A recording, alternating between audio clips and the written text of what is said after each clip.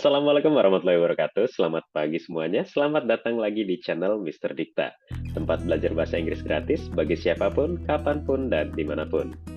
Di video kali ini kita akan belajar satu materi baru lagi nih. Ya, judulnya adalah Simple Past Tense. Waduh, ini kayaknya materinya agak-agak berat nih ya. Bagi beberapa orang, materi kalau udah membahas tentang materi tenses itu adalah salah satu materi yang menakutkan gitu kan. Kenapa?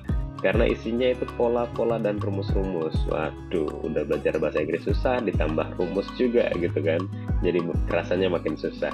Tapi mudah-mudahan di video kali ini Mister Dikta akan menjelaskan secara detail supaya nanti teman-teman bisa paham seperti apa sih simple past tense itu dan seperti apa cara penggunaannya, dan insya Allah penjelasannya akan mudah. Oke, langsung aja kita simak penjelasannya dalam video kali ini. Ya, jadi sebelum kita masuk ke materi, pagi ini Mister Dikta punya sebuah kata bijak buat teman-teman semua. Mudah-mudahan cocok banget nih. Kata bijaknya adalah, rebahan tidak akan membuat kita kaya. Tapi jika kita kaya, kita bisa bebas rebahan. Waduh, ini kaum-kaum zaman sekarang yang sukanya rebahan cocok banget sama kata bijak ini ya. Kita harus semangat supaya bisa cepat kaya dan bisa melanjutkan hobi kita. Ya, langsung kita bahas aja seperti apa simple past tense itu. Kita mulai dari pengertiannya. Jadi simple past tense itu adalah pola kalimat yang digunakan untuk menceritakan hal yang terjadi di masa lalu dan berakhir di masa lalu juga. Oke, jadi ada dua poin ya yang penting. Itu yang pertama adalah kejadiannya di masa lalu dan berakhir di masa lalu juga. Oke. Biasanya Mister Dikta kalau sedang menjelaskan tentang tenses atau simple past tense ini, Mister Dikta selalu berpesan bahwa ada dua konsep yang mudah untuk diingat tentang simple past tense, yaitu yang pertama, simple past tense membahas tentang kejadian di masa lalu, dan yang kedua, simple past tense membahas tentang hal yang sudah tidak berlaku lagi saat ini. Oke, kita lanjutkan. Seperti apa sih ciri-ciri simple past tense? Nah, ciri-ciri simple past tense Mister Dikta rangkum menjadi dua poin. Yang pertama, dia akan menggunakan verb bentuk kedua, ya, seperti yang kita tahu atau mungkin Mister Dikta juga sudah pernah beberapa kali sampaikan. Saat kita belajar bahasa Inggris, kita akan bertemu dengan istilah perubahan verb atau perubahan kata kerja, ya. Dan dalam bahasa Inggris itu, kata kerja punya 3 bentuk, oke? Dan tidak akan muncul yang lain lagi ya selama ini ya. Selama ini sejauh yang Mister Dikta tahu, bentuk kata kerja itu memang hanya ada 3 itu. Bentuk pertama, bentuk kedua, dan bentuk ketiga. Dan masing-masing bentuk kata kerja ini ternyata memang punya fungsi sendiri-sendiri. Dan dia akan menjadi ciri khas dari tenses-tenses tertentu. Contohnya untuk verb 1 itu digunakannya dalam present tense. Oke. Jadi pada saat kita menggunakan verb 1 atau verb bentuk pertama dalam kalimat kita, pendengar ataupun native speaker yang sedang berbicara sama kita itu akan mengerti bahwa konsep atau konteks yang sedang dibicarakan itu adalah dalam kondisi present. Present artinya apa? Present artinya masa kini. Artinya pernyataan kita untuk pada saat itu pada saat kita sedang ngobrol itu pernyataan kita itu memang sesuatu yang masih berlaku kayak gitu ya. Kebalikannya, pada saat kita menggunakan verb bentuk kedua, karena verb bentuk kedua merupakan ciri khas dari past tense, oke, atau yang artinya membicarakan kejadian-kejadian di masa lalu. Jadi pada saat kita menggunakan verb 2 dalam kalimat kita, pendengar atau native speaker yang sedang berbicara sama kita juga nanti akan langsung tahu bahwa kondisi yang diceritakan ini kejadian di masa lalu dan sudah tidak berlaku lagi sekarang. Seperti itu kira-kira ya. Makanya nanti pada saat membuat kalimatnya dalam bentuk simple past tense, kita wajib banget menggunakan bentuk verb yang kedua. Selanjutnya, ciri khasnya adalah adanya time signal atau penanda waktu. Penanda waktu ini atau keterangan waktu ini sangat penting ya, khususnya di simple past tense. Kenapa? Karena biasanya inilah yang akan membantu kalimat itu untuk menjadi lebih mudah dikenali kapan kejadiannya. Seperti itu ya. Ada beberapa time signal yang sering muncul, misalnya yesterday, yang artinya kemarin, last night yang artinya kemarin malam, last week yang artinya minggu lalu. Nah, ini ada pola ya. Kalau kemarin malam last night atau minggu lalu last week ya, artinya kalau misalnya kita pengen bilang bulan lalu, kita tinggal menambahkan kata last saja menjadi last month ya, bulan lalu. Kalau bagaimana dengan tahun lalu ya, gampang sekali, tinggal tambah last year ya, seperti itu. Jadi mudah-mudahan dengan mengenali pola-pola seperti ini, nanti pada saat ada kalimat yang bentuknya pengembangan menggunakan istilah yang sama, kita bisa langsung dengan mudah tanpa perlu menggunakan Google Translate. Oke. Dan time signal yang terakhir biasanya ada kata-kata seperti ini ya. Kata-katanya adalah ago. Ya, ago itu menunjukkan sesuatu yang terjadi di masa lalu. Oke. Nah, contohnya apa? 3 days ago, artinya 3 hari yang lalu. Bagaimana kalau kita pengen ngomong kejadiannya 2 hari yang lalu? Oh, gampang banget. 2 days ago. Ya, 2 days ago, oke. Bagaimana kalau kita pengen ngomong kejadiannya 2 minggu yang lalu? Gampang. 2 weeks ago.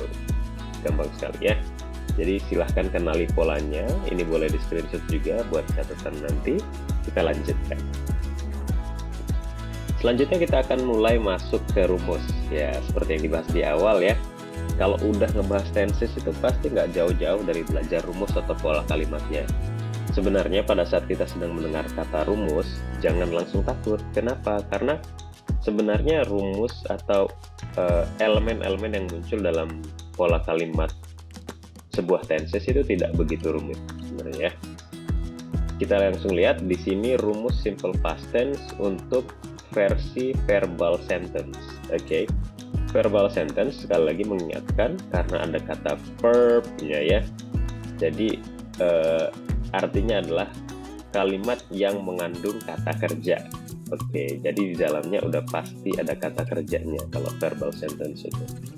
Verbal sentence kita akan lihat di sini ada 3 pola kalimat.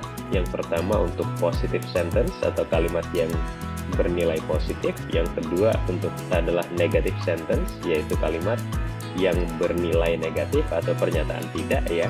Dan yang terakhir adalah interrogative sentence yang artinya pola kalimat tanya.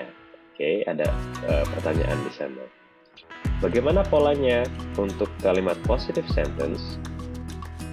Polanya adalah subject diikuti dengan verb to atau verb 2 diikuti dengan objek atau complement.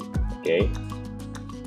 Selanjutnya, bagaimana dengan pola kalimat negatifnya? Oke, ternyata pola kalimat negatifnya gampang sekali, tapi ada yang harus kita perhatikan, yaitu kalau kita lihat di sini tadi ternyata verb 2 itu hanya muncul di kalimat positif ya. Karena di kalimat negatif dan interrogatifnya verbnya akan kembali menjadi bentuk verb pertama. Oke, lah gimana? Tadi kan di ciri khasnya katanya simple past tense verbnya verb 2. Ya, jadi gimana dong cara menandai atau mengetahui bahwa ini kejadiannya di masa lalu? Oke, kalau bukan dengan verb 2-nya gitu kan. Nah, ternyata kenapa sih di sini verbnya di kalimat negatif dan kalimat interrogatif ini berubah lagi ke verb 1? Itu karena penanda atau ciri khas dari simple past tense itu sudah diwakili dengan ini. Kalau di kalimat negatif bentuk did not, dan kalau di interrogatif adalah did yang di depan ini. Oke, jadi sekali lagi did not atau did itu hanya muncul di past tense. Ya, jadi karena itulah verbnya bisa kembali ke verb 1. Oke, jadi sekali lagi diingat, ternyata verb 2 itu hanya muncul di kalimat positif saja, sedangkan untuk negatif dan interrogatifnya verbnya kembali lagi ke verb 1. Ya, kita lanjutkan. Untuk interrogative sentence seperti apa polanya? Polanya adalah did dulu ditambah dengan subjek, diikuti dengan verb 1 atau verb 1, dan terakhir diikuti dengan objek atau complement. Nah, kalau kita ngebahas ini doang tanpa ada contoh ya, contoh kalimatnya, kita kemungkinan masih akan bingung. Jadi kita langsung lanjut aja melihat contoh kalimatnya. Nah, di sini Mister Dikta udah punya dua kalimat. Kalimat yang pertama, saya bertemu Budi Doremi minggu lalu. Kalimat yang kedua, saya bertemu Budi Doremi setiap hari. Iya, ini orangnya dia, Budi Doremi. Ini salah satu penyanyi favorit Mister Dikta. Waduh, mudah-mudahan suatu saat bisa ketemu ya. Nah, pertanyaan pertama, dari kalimat 1 dan kalimat 2, yang mana yang menurut teman-teman merupakan konsep past tense atau kejadiannya di masa lalu? Yang pertama atau yang kedua? Iya, tepat sekali ya. Jawabannya adalah yang pertama. Kenapa? Nah, inilah tadi seperti yang Mister Dikta sampaikan, time signal itu sangat penting. Contohnya seperti di kalimat 1. Time signalnya mana sih? Ini dia. Oke, time signal itu artinya penanda waktu ya. Penanda waktunya mana? Oh, ini minggu lalu ya. Jadi kejadiannya itu minggu lalu. Hanya ada satu kejadian dan terjadi minggu lalu. Kejadiannya apa? Saya bertemu Budi Doremi. Nah, maka karena kalimat ini yang ternyata dalam past tense atau kejadian di masa lalu, maka kalimat inilah yang akan kita jadikan contoh pada kesempatan kali ini ya. Kita langsung lanjut. Jadi nah, selanjutnya kita perlu tahu dulu nih ya, karena kita akan menggunakan verb bentuk kedua. Kita langsung cari dulu nih, kata kerjanya apa sih? Oh, kata kerjanya ternyata bertemu ya, bertemu. Bertemu itu bahasa Inggrisnya meet ya. Kalau kita cari di Google Translate, bertemu itu artinya meet, dan kita langsung bisa cek juga bentuk perubahan verbnya, verb 1, verb 2, dan verb 3-nya apa. Nah, ternyata verb 2 dari kata bertemu atau meet itu adalah met ya, e-nya hilang 1, berbeda ya. Oke, nah maka nanti pada saat kita menerjemahkan kalimat ini, kalimat 1 ini, kita akan pakai yang verb 2-nya yang met, bukan yang verb 1 meet. Oke, nah kita lihat pola kalimatnya seperti apa. Oh, pola kalimatnya ternyata subject, karena ini kalimat positif ya. Subject diikuti dengan verb to, diikuti dengan objek atau complement. Subjeknya mana? Subjeknya saya. Jadi langsung subjeknya turun, I, ditambah dengan verb 2. Verb 2-nya met, oke. Budi Doremi minggu lalu, apa ya? Iya, last week ya. Jadi kalimat lengkapnya seperti ini. I met Budi Doremi last week. Oke, gampang sekali. Sudah bisa? Nah, kalau sudah bisa, kita langsung aja ke latihan soal. Oke, ini adalah latihan soal yang pertama. Nanti silahkan dibahas bersama guru di kelas. Tugasnya adalah terjemahkan kalimat berikut ini ke dalam bahasa Inggris. Oke, mudah sekali ya. Silahkan dilihat teman-teman, mana dari kalimat itu yang merupakan subjeknya, lalu setelahnya diikuti dengan kata kerjanya atau verbnya. Verbnya nanti jangan lupa kita ubah ke verb to. Oke, karena ini semua contoh kalimat yang ditampilkan, ini adalah kalimat-kalimat yang kejadiannya di masa lalu atau konsepnya past tense, dan kalimatnya dalam bentuk kalimat positif semua ini kebetulan ya. Jadi semuanya akan diterjemahkan dan menggunakan verb 2. Oke, di screenshot dulu boleh. Nomor 1 kalimatnya adalah Sheila pergi ke pasar Cikupa kemarin. Nomor 2, Arman dan Vino meminjam bola basketku bulan lalu, ya, time signalnya jelas. Yang ketiga, Kiara menulis surat untuk ayahnya tadi malam, ya jelas juga ini time signalnya. Yang keempat, saya melihat hantu tadi malam. Oke. Nomor 5, ayahku membeli mobil baru minggu lalu. Oke, selamat mengerjakan, nanti dibahas di kelas ya. Kita lanjutkan. Ya, kita akan masuk ke pembahasan tentang perubahan bentuk verbal sentence. Nah, kenapa ini perlu dibahas? Karena ini satu melancarkan kita juga untuk mengingat pola kalimatnya. Karena tadi kita tahu ya, pola kalimatnya ada pola kalimat positif, pola kalimat negatif, dan interrogatif. Jadi kita sebenarnya cuma mindahin urutan doang kok ya. Nah, tapi kadang-kadang di kelas juga bentuk-bentuk soal yang muncul itu soal-soal seperti ini gitu ya. Jadi kita dikasih satu kalimat dan kita diminta untuk merubahnya menjadi kalimat negatif, interrogatif, atau mungkin menjadi kalimat positif. Oke. Nah, jadi di sini kita pakai kalimat yang sama, yaitu I met Budi Doremi last week. Ini adalah kalimat positifnya. Sekarang kita akan mencoba untuk merubah atau membuat kalimat negatifnya ya. Kita akan sama-sama lakukan. Mister Dikta akan coret-coret dulu. Oke, kita lihat dulu di sini kalimat positifnya. Polanya adalah subjek ya. Subjek diikuti dengan verb to, diikuti dengan objek atau complement. Langsung saja kita pasangkan. Subjeknya adalah I ya. Verbnya apa? Verbnya adalah met ya, karena ini verb 2 ya. Objek atau komplementnya? Oke, sisanya ya. Nih, kita lihat dulu. Oke, sekarang kita sudah punya subjeknya, sudah punya verb 2-nya, dan sudah punya objek atau komplementnya. Nah, kita tinggal ikutin pola kalimatnya nih. Jadi sekali lagi, biasanya Mr. Dikta selalu berpesan di kelas, kalau sedang latihan tenses, mengubah-ubah kalimat seperti ini, jangan terlalu banyak dipikir, ya. Tapi langsung lakukan saja, ikuti polanya. Oke? Sekarang kita akan membuat kalimat negatif, ya. Kalimat negatifnya polanya subject plus did not plus verb 1 plus objek atau complement. Ya, mudah-mudahan teman-teman masih ingat tadi bentuk verb 1 dari met adalah meet dengan 2 huruf E di tengahnya. Oke. Karena polanya adalah subject plus did not plus verb 1 plus objek atau complement, kita akan langsung ikuti. Subjeknya mana? Subjeknya ternyata I tadi ya. Jadi kita langsung turunkan I-nya ke sini. I dulu, oke. Ditambah did not. Nah, langsung tulis aja did not-nya. Ya, did not. Oke, ini Mr. Dikta sambil latihan menulis ya. Ditambah did not, ditambah verb 1. Verb 1-nya mana verbnya ini tadi ya? Verbnya langsung pindahkan di sebelah did not, tapi menjadi verb 1 ya.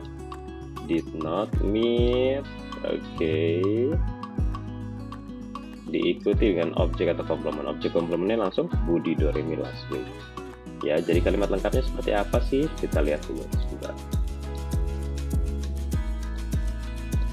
Ya, ini dia. I did not meet Budi Doremi last week. Oke, gampang sekali ya. Sekarang kita akan sama-sama lakukan untuk kalimat interrogatifnya. Kalimat interrogatifnya, polanya adalah did plus subject plus verb 1 plus object or complement ya. Jadi kalimatnya kita lihat langsung aja, kita sama-sama, nggak perlu coret-coret lagi. Did, subjeknya I, jadi did I, ditambah verb 1, meet ya, did I meet, ditambah objek atau complement. Jadi kalimat lengkapnya adalah did I meet Budi Doremi last week. Oke. Ya, lanjut, kita lanjutkan. Nah, ini adalah latihan yang kedua. Kalau sudah selesai ke latihan pertama, tadi kita akan lanjut ke sini. Latihan kedua tugasnya adalah ubah kalimat berikut ini ke dalam bentuk negatif dan interrogatif. Ini adalah kalimat yang sama dengan kalimat yang di slide sebelumnya. Dan sekali lagi, karena kalimat asalnya adalah kalimat positif, jadi yang perlu teman-teman lakukan hanya merubahnya menjadi kalimat negatif dan interrogatif. Oke. Buat yang tadi ketinggalan belum screenshot, boleh Mr. Dikta menunda sebentar. Silahkan gunakan halaman yang ini untuk membantu kalian mengerjakan tugas 2. Ya, ini adalah contoh perubahan kalimatnya dari positif, negatif, dan interrogatif. Oke. Silahkan kerjakan, nanti dibahas bersama gurumu di kelas. Oke. Kita lanjutkan, ini hampir selesai. Ingat, karena simple past tense itu bentuk kalimatnya ada 2, yaitu ada kata kerjanya dan tidak ada kata kerjanya. Jadi kita perlu bahas dua-duanya.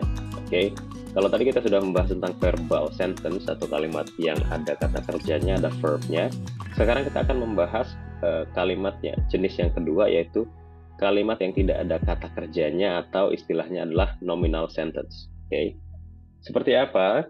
Polanya sama ya, ada positive sentence, negative sentence, dan interrogative sentence. Polanya seperti apa kita lihat? Oke. Sebenarnya sama sih.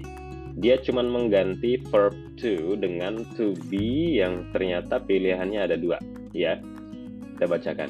Positive sentence, polanya subject diikuti dengan to be-nya pilihannya ada 2 yaitu was dan were. Oke, ditambah objek atau complement. Mr. Dikta, gimana dong? Kalau to be-nya ada 2, aku harus milih gimana? Nah, nanti kita pelajari setelah ini ya. Karena ternyata penggunaan antara was dan were sebagai to be itu sangat berkaitan dengan siapa subjeknya. Oke. Selanjutnya negative sentence. Oke, negative sentence polanya adalah subject plus to be-nya sama, pilihannya ada dua, ditambah not diikuti dengan object or complement. Oke. Yang terakhir, interrogative sentence, polanya adalah to be-nya pindah ke depan, oke, ditambah subject dan diikuti dengan object or complement. Sekali lagi, yang perlu kita lakukan jika ada rumus seperti ini adalah mengikuti polanya. Bagaimana kalau saya belum hafal? Nah, cara menghafalnya salah satunya adalah dengan melakukan latihan mengubah kalimat tadi, ya. Jadi, salah satu manfaat dari latihan mengubah kalimat dari positif, negatif ke interrogatif itu adalah membantu kita untuk mengingat atau hafal rumusnya. Oke, kita lanjutkan. Nah, ini adalah pembahasan tentang pasangan antara to be, was, dan were dengan subjeknya. Karena sekali lagi, dalam menentukan kita harus pakai was atau were dalam kalimat kita, itu tergantung sama siapa subjeknya. Ingat, subjek itu kalau kita sederhanakan, bisa kita kemas menjadi 7 bentuk saja, yaitu I, she, he, it, you, we, dan they. Oke. Nah, kenapa? Karena ternyata seluruh 7 subjek ini sudah mewakili subjek-subjek yang sebenarnya jumlahnya tidak terbatas, ya. Contohnya gimana sih? Nah, lihat. Kita lihat yang berpasangan dengan was adalah subjek I, oke. Jadi kalau nanti subjek kalimatnya I, maka to be-nya adalah was. Kalau kebetulan kalimatnya kalimat nominal, ya. Ingat, syaratnya adalah kalimat tersebut tidak mengandung kata kerja, baru to be-nya muncul. Kalau ada kata kerjanya langsung aja pakai verb 2, oke. Kita lihat sekali lagi, yang berpasangan dengan was siapa saja sih? Ternyata adalah subjek I, subjek she, subjek he, dan subjek it. Nah, kenapa bagian subjek she ini ada penjelasannya? Karena jika nanti kalian ketemu subjek kalimatnya nama perempuan dan 1 orang, maka dia sama saja dianggap dengan she. Sekali lagi, she atau subjek she itu jika subjek kalimatnya adalah perempuan dan 1 orang saja. Oke. Jadi kalau misalnya subjek kalimatnya Raisa, Ayu, atau Nia, itu kan sendiri-sendiri, ya. Kalau itu yang terjadi, itu yang kita temukan dalam kalimat kita, maka sekali lagi subjeknya dianggap sama dengan she, yang artinya nanti pasangan to be-nya adalah was. Oke. Sama. Selanjutnya he. Mudah-mudahan masih ingat, ya, kalau she untuk perempuan, he untuk laki-laki. Begitu juga konsepnya sama. Jika nanti subjek kalimatnya ternyata nama laki-laki dan hanya 1 orang, maka dia dianggap sama dengan he, dan artinya dia berpasangan dengan to be, was. Oke, contohnya apa? Eko, Budi, Adi, dan sebagainya. Bagaimana dengan it? Kok tidak ada penjelasannya? Ya, it ini pasangannya adalah was, dan dia nanti sama saja jika nanti subjek kalimatnya adalah seekor hewan mungkin, ya, atau benda mati. Oke, makanya di sini tidak diberikan contoh karena cukup jarang, ya, kita temui, kalau khususnya pada saat kita sedang latihan tahap awal mengenal tenses, ya. Subjek kalimat itu biasanya lebih diarahkan ke memang nama-nama orang, nama-nama manusia yang memang bisa menjadi pelaku, gitu, ya. Nah, bagaimana dengan were? Oke. Were itu ternyata berpasangan dengan you, berpasangan dengan we, dan berpasangan dengan they. They itu apa nanti yang biasanya kita temui dalam kalimat? Nah, pokoknya sekali lagi, kalau nama atau subjek kalimatnya itu sudah lebih dari 1, nah kita perlu hati-hati tuh langsung. Kenapa? Karena kalau subjek kalimatnya namanya sudah lebih dari 1, contohnya Budi and Nia, nah ini kan udah berdua berarti kan. Kalau udah seperti ini, kita hati-hati jangan sampai selip kita berpikir bahwa dia sama dengan he dan menggunakan to be, was, ya. Pokoknya kalau yang namanya 1 seperti ini pakainya was, kalau namanya yang lebih dari 1 dia pakainya were, karena nanti dia berhubungannya sama subjek they atau we. Oke. Bedanya antara we dan they apa sih? Nah, kalau we itu biasanya I-nya masuk ke dalam subjeknya. Oke, kalau we kan artinya kita. Artinya kalau kita ngomong kita, si diri kitanya, si pembicara itu ikut di dalam apa yang kita bicarakan, kan gitu ya. Jadi makanya di sini contohnya untuk we itu Ayu and I, ya Ayu dan saya, Raisa, Eko, and I, gitu kan. Jadi walaupun jumlah orangnya 2 atau 3 atau 4 atau 5 atau bahkan berapa sekalipun, kalau ada I-nya muncul, dia bisa digantikan dengan we. Kalau they, I-nya tidak muncul. Contohnya apa? Budi and Nia, Adi, Raisa, and Eko, gitu-gitu ya. Oke, mudah-mudahan sudah paham. Kita akan nanti langsung latihan menerjemahkan kalimat. Nah, oke. Ini ada penyanyi favorit Mr. Dikta yang lain ya. Namanya adalah Mbak Raisa. Waduh, Mr. Dikta seneng banget nih sama lagu-lagunya. Nah, ini kondisinya pura-pura aja ya. Jadi Mr. Dikta bikin kalimat, Raisa adalah murid saya 10 tahun yang lalu. Kalimatnya ini past tense ya, karena penanda waktunya atau time signalnya jelas 10 tahun yang lalu. Berarti kalau ditanyakan sekarang Raisa murid saya bukan? Bukan ya. Ini sudah berakhir 10 tahun yang lalu dia murid saya, seperti itu ya. Nah, bagaimana sih menerjemahkan kalimat ini? Nah, kita lihat dulu. Bener nggak sih ini kalimat nominal? Oke. Kita lihat dari kalimatnya dari awal. Raisa adalah murid saya 10 tahun yang lalu. Oh iya, benar. Kenapa? Karena tidak ada kata kerjanya. Oke, ingat, kata kerja adalah kata yang menamai aksi. Oke, dan aksi itu adalah apa yang dilakukan. Oke, di sini tidak ada kata kerjanya. Jadi bagaimana caranya? Nah, kita langsung aja. Karena ini adalah kalimat positif, kita lihat rumusnya. Rumusnya ternyata subjek ditambah to be. To be-nya antara was atau were, diikuti dengan objek atau complement. Sekarang kita langsung tentukan saja. Subjeknya siapa? Oh, Raisa. Raisa adalah nama perempuan dan hanya satu orang. Artinya, sekali lagi, kalau dia nama perempuan dan hanya satu orang, maka dia sama saja dengan she. Karena dia sama saja dengan she, maka pasangan to be-nya adalah was dan bukan were. Oke? Jadi, kalimatnya akan menjadi Raisa was murid saya, my student, 10 tahun yang lalu, 10 years ago. Oke, kalimatnya menjadi seperti ini. Raisa was my student 10 years ago. Gampang ya? Gampang banget. Oke, lanjut. Nah, kita masuk ke latihan yang ketiga. Seperti tadi, kalau tadi verbal sentence, sekarang nominal sentence, kalimatnya ada 5. Silahkan terjemahkan kalimat berikutnya ke dalam bahasa Inggris. Dan nanti dibahas bersama gurumu di kelas ya. Kalimat yang pertama, Fanny adalah teman sekelasku di SD. Nah, ini udah jelas nih time signalnya. Artinya apa? Sekarang dia udah nggak SD lagi kan gitu ya. Nomor 2, saya berada di kamar saat kamu datang tadi malam.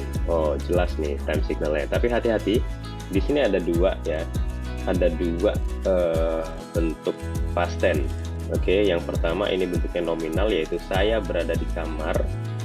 Oke, dan di dalam time signalnya ini ada bentuk past tense lagi, bentuk past tense-nya tapi dalam bentuk verbal.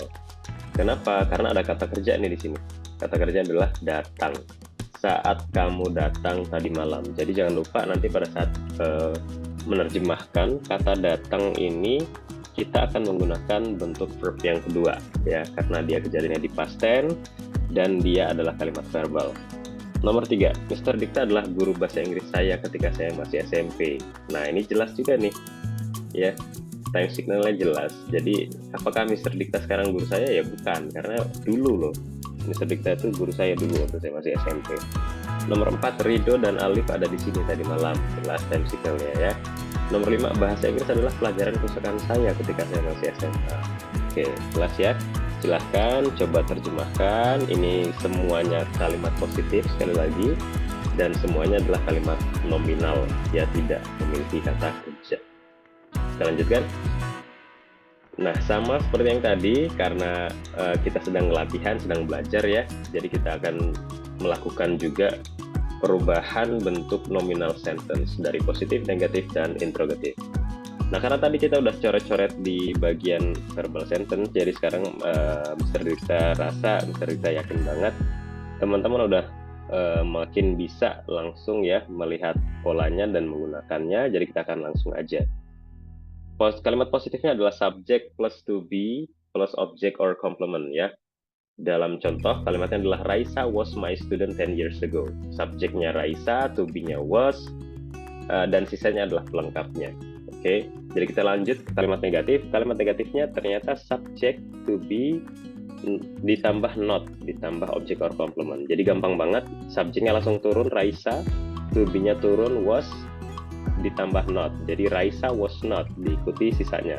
Raisa was not my student 10 years ago. Gampang ya. Selanjutnya kalimat interrogatif, to be-nya yang duluan. Nah, karena to be-nya yang duluan berarti kalimatnya akan menjadi was ditambah Raisa, karena Raisa subjeknya ditambah object or complement ya. Was Raisa my student 10 years ago? Tanda tanya. Oke. Oh ya, hampir lupa. Pada saat kita membuat kalimat interrogatif, jangan sampai lupa untuk menambahkan tanda tanya di bagian akhir ya. Terima kasih. Oke, sama. Ini adalah tugas selanjutnya. Di sini teman-teman diminta untuk merubah kalimat-kalimat yang kita lihat sebelumnya menjadi kalimat negatif dan interrogatif. Ya, ini tadi sudah teman-teman kerjakan ya. Jadi ini juga bisa dianggap sebagai kunci jawabannya untuk tugas yang ketiga ya. Mudah-mudahan bisa langsung dicek benar atau enggak nih hasil kerjaannya. Jadi kalimat pertama, Fanny was my classmate in elementary school. Nah, nanti ini dirubah ya jadi kalimat negatif dan interrogatif. Yang kedua, I was in my room when you came last night. Nah, ini yang tadi Mr. Dikta sampaikan. Ada dua bentuk past tense dan satunya adalah nominal, satunya adalah verbal. Yang ketiga, Mr. Dikta was my English teacher when I was still in junior high school. Oke.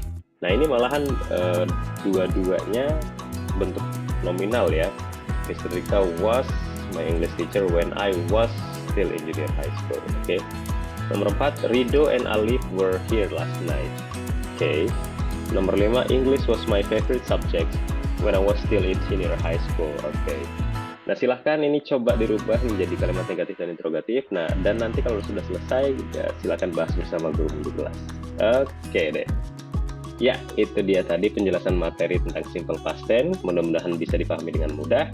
Jangan lupa kalau kamu merasa materi kali ini bermanfaat, like dan komen dan juga subscribe channel ini dan bagikan video ini ke teman-teman kamu supaya lebih banyak orang yang bisa belajar bersama-sama kita di channel ini. Oke. Sekian dari Mr. Dikta. Terima kasih banyak atas perhatiannya. Mr. Dikta pamit. Sampai ketemu lagi di video selanjutnya. Wassalamualaikum warahmatullahi wabarakatuh. Bye-bye. Thank you.